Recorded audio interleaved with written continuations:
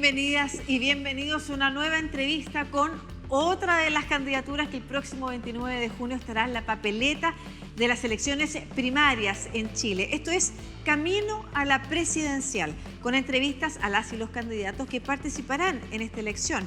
Dos de los cuales ya hemos entrevistado, Jaime Mulet y Janet Jara, entrevistas que pueden revisar en nuestras plataformas digitales y redes sociales.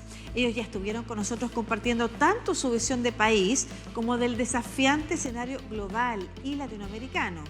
Hemos elaborado entrevistas con temas importantes para toda nuestra audiencia en Latinoamérica y, por supuesto, para quienes podrán votar el próximo 29 de junio.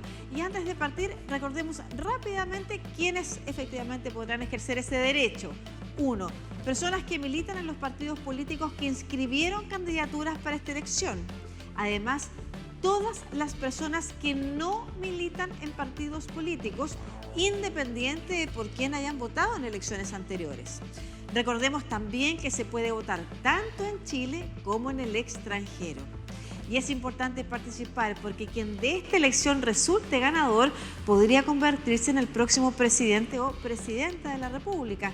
Por eso es tan importante participar en conciencia, estar informado y votar por quien le parezca más preparado o preparada para seguir en la carrera presidencial.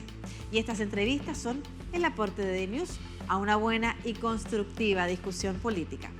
Avanzamos en la entrevista de esta semana y, como lo hemos hecho con las anteriores, dejemos que la propia candidata se presente. Mi nombre es Carolina Toá.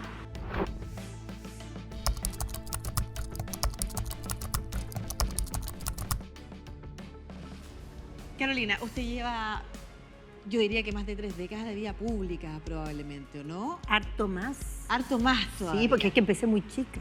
¿Quién es Carolina Toá para quienes no han tenido la oportunidad de conocerla y por qué quiere ser presidenta de la República? A ver, soy una persona que ha estado toda su vida comprometida en los temas públicos y en la política. Pero antes que eso soy una mujer chilena. Tengo mis hijos, he estado viviendo todas las vicisitudes que significan sacar adelante la vida cuando uno tiene esa condición, pero el tema político ha estado muy presente en mi vida desde muy chica porque crecí en dictadura, tuve un padre que fue víctima de la dictadura, así que me comprometí todavía en el colegio y de ahí he ido pasando por distintas etapas como dirigente estudiantil, como parlamentaria, subsecretaria, fui ministra, antes fui alcaldesa. Y cuando fue ahora hace poco el llamado del presidente Gabriel Boric, llevaba como 4 o 5 años bien fuera de la arena pública, estaba dedicado a cosas profesionales, pero era un momento muy complicado, o sea, venía saliéndose del proceso constitucional que había fracasado, había en el país un momento de mucha incertidumbre después de la pandemia, la economía, el tema de la seguridad muy descontrolado. Y recibí esta invitación del presidente Boric y fui ministra del Interior. Y estando en ese cargo, se empezó a abrir esta conversación sobre la presidencia y decidí hacerlo, Lucía, porque el cargo de Interior es tan duro, es tan exigente, que o te pones las pilas y eso te carga de energía o te bota y te deja fuera de juego. Y a mí me trajo un nivel como de convicción este trabajo, de sentirme primero con una gran responsabilidad, pero segundo con un gran entusiasmo también. Y me empecé a hacer la pregunta, o sea, ¿corresponde tomar esta otra responsabilidad de ser candidata presidencial? Y lo fui respondiendo racionalmente, pero al final uno lo resuelve así con el estómago, ¿no? Y llegó un momento en que sentí que era un compromiso que correspondía tomar, que estoy preparada para eso, que tengo ideas que es necesario que estén disponibles para los ciudadanos y que llevan varias elecciones presidenciales sin estar en la papeleta. Y eso fue muy importante. ¿Cuáles son los atributos que tiene Carolina Toá hoy día para enfrentar esta carrera y para asumir ese rol también? ¿Por qué dice estar preparada?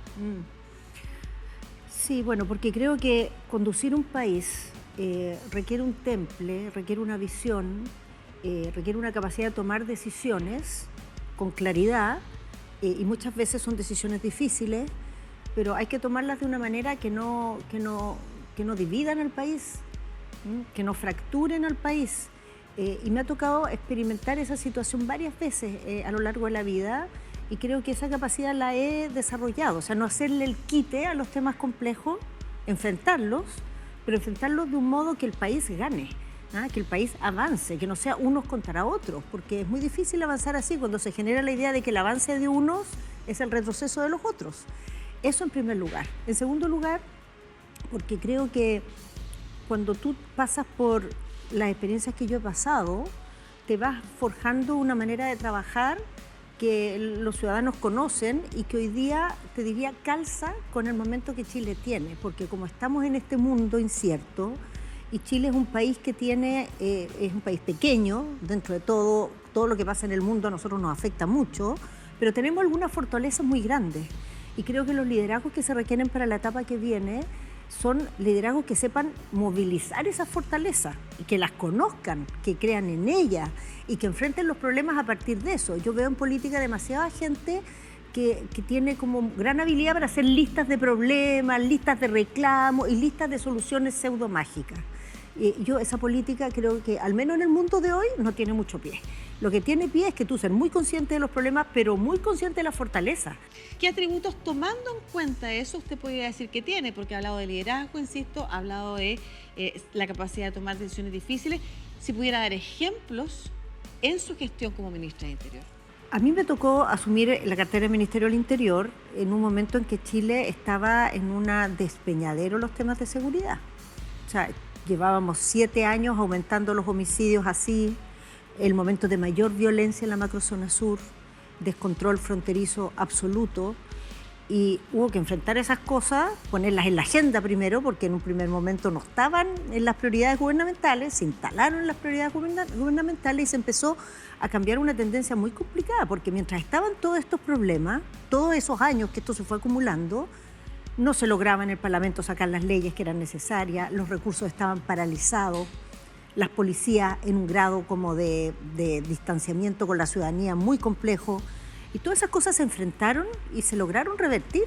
O sea, en ese periodo que me tocó estar ahí, sacamos casi 70 leyes de seguridad. Muchas de ellas llevaban años y hasta décadas esperando, como la ley del Ministerio de Seguridad, como la ley de crimen organizado, como la ley antiterrorista. Y producto de todo ese esfuerzo, la combinación de las leyes, los recursos, las estrategias que se desarrollaron, estas tendencias que venían empeorando, todas se frenaron y empezaron a revertirse. Usted señalaba, yo tengo ideas que no han estado presentes en la papeleta en las últimas elecciones, y hablaba de socialismo democrático. ¿Qué es el socialismo democrático? Partamos por eso. ¿Y cuáles son esas ideas que no han estado presentes en la papeleta que son importantes de empujar para usted? Sí, el socialismo democrático es la versión, digamos, a nivel internacional de lo que se conoce como la socialdemocracia, pero que en el caso de Chile está, digamos, en su expresión nacional, está ligada a la historia del socialismo chileno. Originalmente el Partido Radical, después el Partido Socialista, y eso se sumó en los años de la dictadura el Partido por la Democracia y últimamente ya el Partido Liberal. Es un ideario político que cree, que tiene muy fuertemente puesto como en su corazón esta idea de la búsqueda de una sociedad que sea igualitaria, que a todo el mundo le reconozca derechos, oportunidades, basada en la democracia, y confiando en que para lograr esas oportunidades, esa justicia social, se requiere una combinación de un buen Estado que proteja, que tenga reglas claras, y un sector privado que sea fuerte, que tenga capacidad de empujar la economía. El mandatario argentino habla de la justicia social como un concepto, y lo digo porque nos está viendo también audiencia en Argentina, negativo para el desarrollo de los países, para el desarrollo de las sociedades. También la palabra igualdad hoy día es una palabra que está siendo cuestionada por algunos liderazgos políticos. ¿Podría decir usted qué entiende por justicia social y qué entiende por igualdad? Sí, por supuesto. A ver, justicia social es que la sociedad, el fruto de lo que se obtiene entre todos, se distribuya de una forma justa. Que el fruto de lo que genera el país no quede en manos de unos pocos y que la sociedad encuentre los mecanismos para lograr eso. La igualdad, ¿a qué se refiere? Se refiere a que en una sociedad hay cosas que dependen de cada uno y hay cosas que las sociedades o la humanidad ha ido estableciendo que es bueno que todas las personas tengan acceso a ellas independiente de cuál es su historia, su origen. Por ejemplo, la educación. O sea, no puede ser que un niño tenga o no tenga educación de acuerdo a si sus papás son mejores o peores. Uno espera que en una sociedad todos los niños, las niñas que nacen, tengan la posibilidad de educarse. ¿Y por qué cree usted que esas ideas no están tan representadas hoy día en la elección que están haciendo los votantes con miras a las presidenciales en Chile? Se lo pregunto porque en estos momentos hay dos candidatos de derecha que encabezan las encuestas. ¿Qué dice que la sociedad chilena quiere, por ejemplo, esas ideas? Primero, en Chile y en el mundo entero llevamos un buen rato en que las elecciones tienden a ser favoritos las oposiciones. En el fondo se gana apoyo más bien criticando lo que hay que construyendo una alternativa. Y eso está pasando en todas partes. Lo vemos en general, uno examina los procesos electorales y en Chile sí ha sido así las últimas 4 o 5 elecciones. Las últimas 5 elecciones han sido, siempre gana la oposición, la oposición, la oposición. Ahora, el tema es que eso, que es así, esa es un poco la tendencia que vemos en el mundo, hay que preguntarse si está llevándole satisfacción a los electores. Lo segundo es que hay en todas partes también, y Chile le ha tocado ese fenómeno, es que hay una ola de ideas de derecha radical. Y eso creo que tiene que ver con que hay nuevas formas de desprotección que viven las personas. Fundamentalmente es por la inseguridad que traen los cambios grandes de este mundo, la globalización, la migración y los temas criminales, que los ha recogido mejor esa inquietud. La derecha ha ido más rápido a recoger esa inquietud de lo que ha ido el progresismo. El progresismo le costó como tomar estas agendas de los tiempos actuales. ¿Pero qué es lo que diferencia a usted de los otros candidatos y la candidata que van a estar en la papeleta? Y quisiera que dijera una frase respecto de cada uno de ellos. Que tenemos historias políticas, digamos, de donde hemos estado muy distintas. Yo vengo de una historia de haber sido parte de la lucha contra la dictadura. Otros competidores míos son más jóvenes, en esa época no eran activos todavía. Fui parte de los gobiernos de la Concertación y me siento totalmente reconocida y interpretada por lo que fueron los gobiernos del presidente Lagos, de la presidenta Bachelet y por la colaboración que hicimos ahora en el gobierno del presidente Boric. Yo creo que en el caso de Janet Jara o de Gonzalo Vinter, cuando miran hacia atrás, dicen nosotros con la Concertación nada que ver, Bachelet 1 no nos gusta, Bachelet 2 sí nos gusta. Yo veo en esos 3 gobiernos mucha continuidad, donde ellos ven mucha diferencia y ven que no tienen nada que ver. Yo veo que lo fundamental son gobiernos que han llevado adelante una agenda de cambios en democracia de manera responsable, sin voluntarismo, haciéndose cargo de una buena combinación entre el rol del Estado y el rol del mercado. De todas maneras, usted ha señalado que no pretende ser una continuidad de aquello. No, porque mira, yo he estado en varios gobiernos, así como autoridad, digamos, Lagos, Bachelet y Boric. No se me ocurriría reeditar ninguno de ellos. O sea, estamos en un mundo, ha cambiado mucho, en todos esos gobiernos hay logros que hay que defender, pero la gente que viene para adelante es distinta, especialmente en lo que está pasando en el mundo a nivel global.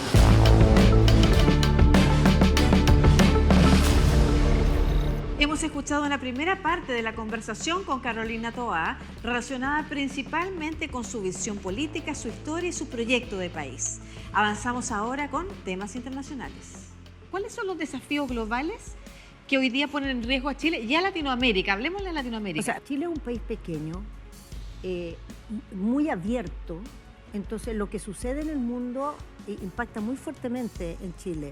Impacta económicamente, por supuesto, pero impacta también social y culturalmente porque somos un país muy abierto, que muy conectado, que está muy influido por lo que pasa en el mundo. Entonces, cuando hay un periodo de tanta incertidumbre, en que todas las reglas que nos dimos durante el siglo XX se ponen en discusión, desde las reglas del comercio internacional hasta la lógica con que funciona una democracia o los derechos humanos, todo eso está hoy día, digamos, en cuestión. O hasta tenemos países que ponen en duda que exista un cambio climático. Entonces, todas esas cosas están hoy día moviéndose, líquidas. Entonces, un país como Chile, ¿cómo se para en ese mundo? En primer lugar, tiene que pararse reafirmando el valor de las reglas que hemos acordado, porque en un mundo sin reglas, un país chico como el nuestro queda muy vulnerable. Segundo, tiene que pararse aprovechando su fortaleza. Y nuestra mayor fortaleza es que estamos muy conectados, tenemos amigos, socios en distintas partes, no dependemos de un solo país.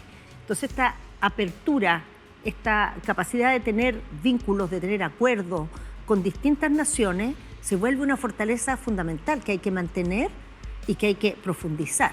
Tercero, en un mundo, de nuevo, incierto, una característica que tiene Chile es que es un país bastante confiable, ordenado, que funciona.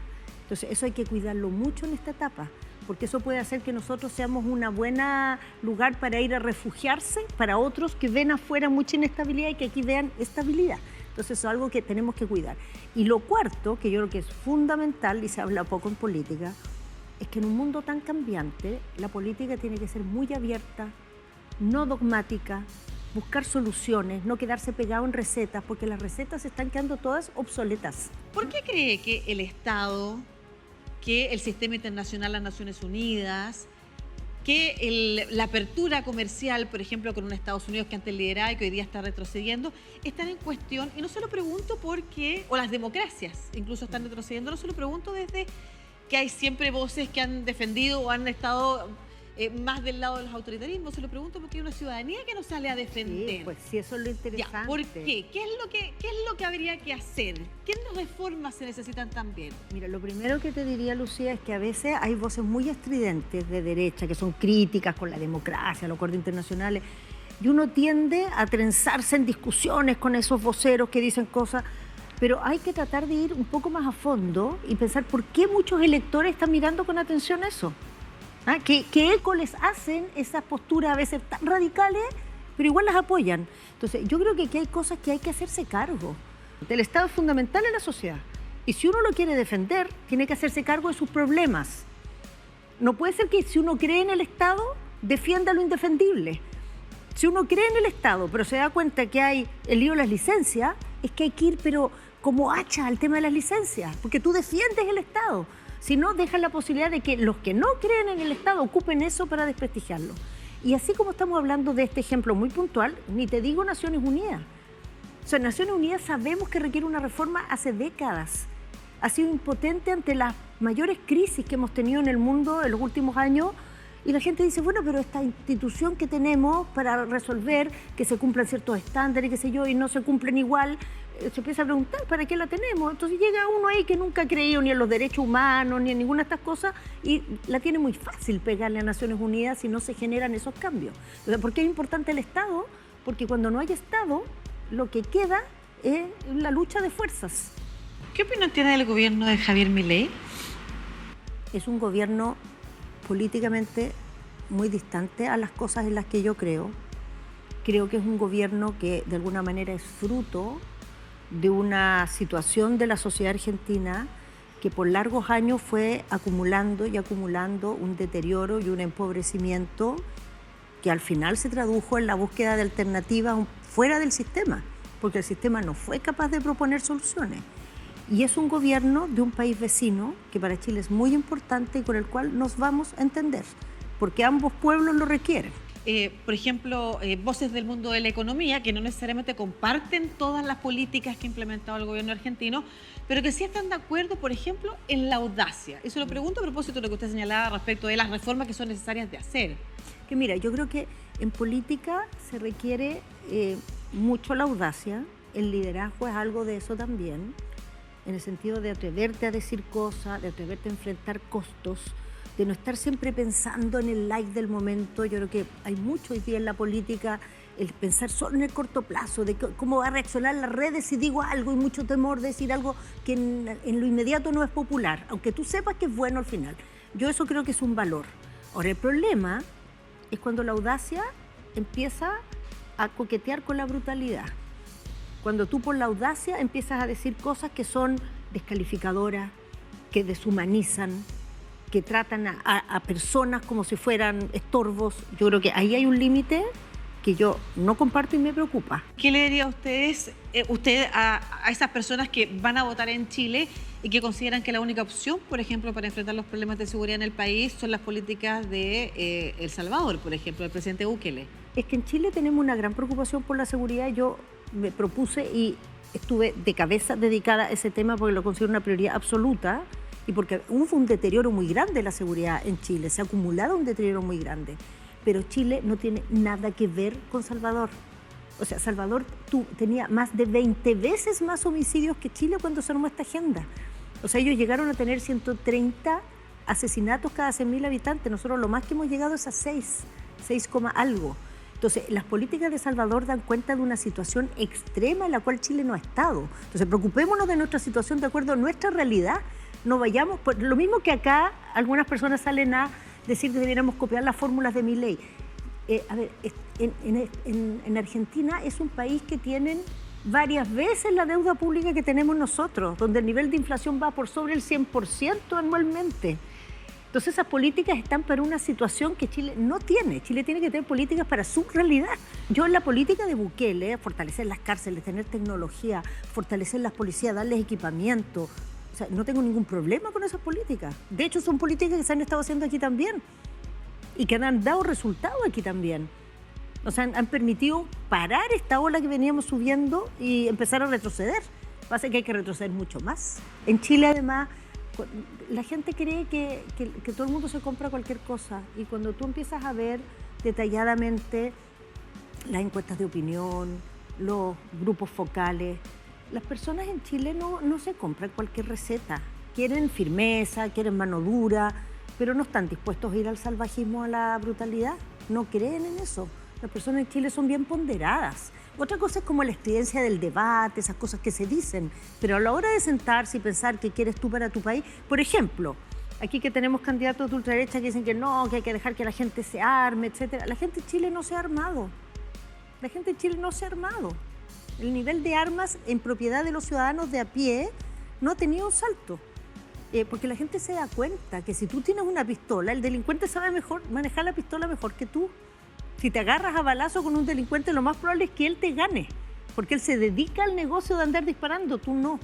Entonces por ahí no viene nuestra seguridad. La gente quiere una policía más fuerte, no quiere salvarse sola. ¿Cuál es su mirada de la migración? A ver, mi mirada primero parte de mi experiencia, porque yo fui refugiada y después fui migrante como estudiante.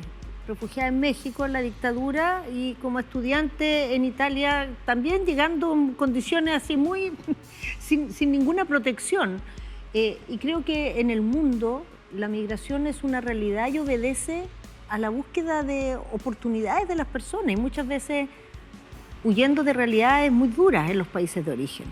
Entonces yo jamás voy a comulgar con la idea de que la migración es igual a aprovechamiento o a delincuencia. Jamás, por experiencia y por convicción. Pero sé y soy consciente que con la migración ciertamente se aprovechan delincuentes y llegan también, y que con la migración acelerada como la que vivió Chile, o sea, piensa tú que en el gobierno del presidente Piñera llegaron a Chile más de un tercio de todos los migrantes que hay en el país, en total, llegaron en un solo gobierno. Entonces fue muy acelerado. Entonces eso genera un impacto en la sociedad del que hay que hacerse cargo. Entonces, primero, dejar de lado todos los discursos que transforman a los migrantes en delincuentes o en personas abusadoras. Segundo, decir que sí hay que perseguir con mucha fuerza a la delincuencia que se aprovecha de la migración. Y tercero, que hay que prepararse y apoyar a las comunidades de acogida para que tengamos una buena convivencia. ¿Y qué significa eso? O sea, lo primero es que nadie en Chile puede debilitar su acceso al consultorio, a la vivienda o a la salud por el hecho de que en su comuna hay muchos migrantes. O sea, piensa tú, en Chile sobran colegios, pero en el norte faltan cupos para los niños. ¿Y cómo se arregla eso? ¿Por qué no ¿Por qué no se arregla? Porque no hay un régimen especial. Entonces tú para construir un colegio en Tarapacá tienes los mismos requisitos que para construirlo en Aysén, donde sobran colegios. ¿Y qué diría sobre políticas laborales? Se lo pregunto porque usted señaló, y quiero saber si continúa con esa idea, que sería bueno, lo dijo como ministra, estudiar la posible regularización de migrantes que se hayan autodenunciado. ¿Cuál es el problema hoy día en Chile? Que hay varios cientos de miles de personas que llegaron al país de manera irregular, que ya están avecindados, ya están viviendo en Chile y trabajan sin tener documentos. Entonces ahí tenemos un problema que es complejo. Primero porque favorece un mercado negro laboral que puede ser una competencia desleal para los chilenos, porque cuando tú tienes una persona que trabaja y no está legal, no hay cómo exigir que se cumplan los estándares laborales, que se paguen las cotizaciones, los horarios, etc. Entonces ahí el país va a tener que tener un diálogo, yo como presidenta lo voy a hacer muy seriamente, para tomar una definición. O sea, la idea de que va a haber cientos de miles de personas que se van a expulsar de Chile, los que lo dicen saben que están diciendo algo que no es factible, no va a suceder. Entonces, tener un mecanismo que permita diferenciar las personas que quieren integrarse, que quieren trabajar, que quieren ser parte de la sociedad chilena, con las que no, que quieren pasar a llevar la ley, que quieren mantenerse al margen de las normas o que quieren dedicarse de frente a la criminalidad. Hoy día esas personas están todas mezcladas y hay que separarlas, porque no podemos tratar de la misma manera a alguien que viene a delinquir que a alguien que quiere trabajar y que está trabajando además. Que está trabajando. Ahora, lo que yo no quisiera es que mucha gente quiere transformar este tema en un tema de campaña para hacer la típica caricatura en torno a estas cosas. Entonces, mi compromiso es que este tema lo vamos a trabajar desde el primer momento en el gobierno y vamos a encontrar, es una atribución del gobierno, lo puede hacer administrativamente, vamos a encontrar una manera de sacarlo adelante de modo que la migración deje de ser un factor de tanta división. ¿Cuál es su mensaje para las y los electores en el país, para las y los votantes, respecto de lo que usted quiere ofrecerles? Bueno, lo primero es decir que hay una primaria y que todos los ciudadanos o ciudadanas pueden votar, salvo los que militan en partidos que no están en la primaria, que son poquitos. Entonces, en general, todo el mundo puede votar y es muy importante porque en una primaria se decide una candidatura, pero en el fondo se decide qué ideas van a liderar a la centroizquierda en Chile en los próximos años y quién va a enfrentar a los candidatos de la derecha en la elección presidencial. Yo creo que cualquiera que siga el debate chileno podrá ver que estamos llenos de candidaturas que miran al país con una explicación en que todos los problemas son culpa de un gobierno de turno y que traen la idea de que ellos tienen una pócima mágica para resolver las cosas que cuando estuvieron en el gobierno ciertamente tampoco resolvieron. Aquí tenemos una posición distinta. Aquí tenemos la idea de que los problemas que tenemos son problemas de la sociedad, que requieren soluciones en que distintos actores colaboremos. Se requieren distintos sectores políticos, se requiere el Estado, se requiere el sector privado, se requiere la ciudadanía. Y lo que debe hacer quien está en la moneda no es tener una receta mágica, sino que tener un liderazgo para mover esas capacidades que hay en Chile y lograr que establezcamos algunas definiciones que trasciendan al próximo gobierno, y yo me voy a jugar por eso, que Chile tenga un camino al desarrollo que sea un proyecto nacional. Nos pena ese proyecto. El proyecto que puede hacernos ir al desarrollo, nos puede hacer lidiar con este mundo incierto que tenemos y proteger socialmente a todas las personas, tener un bienestar compartido que nos dé seguridad a todos.